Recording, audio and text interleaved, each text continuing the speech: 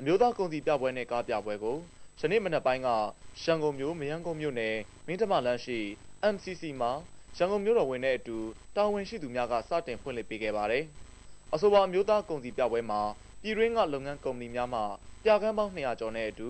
မော်တော်ယာဉ်တင်သွင်းခွင့်ရတဲ့ကုမ္ပဏီများလုပ်ငန်းရှင်ကြီးများကားဝယ်ရောင်းလုပ်ငန်းများနဲ့ကားဆက်ဆက်ပစ္စည်းအယောင်းဆိုင်များမှာကားပြကန်းပေါင်း100ကျော်ပါဝင်ပြသရောင်းချလျက်ရှိပါတယ်။အမျိုးသားကုန်စည်ပြပွဲမှာပြကန်းများအနေနဲ့ electronic ပစ္စည်းပြကန်းများအိမ်ယာအယောင်းပြကန်းများဆက်သွယ်ရေးသုံးပစ္စည်းပြကန်းများအလှကုန်ပစ္စည်းပြကန်းများကွန်ပျူတာနဲ့ဆက်ဆက်ပစ္စည်းပြကန်းများ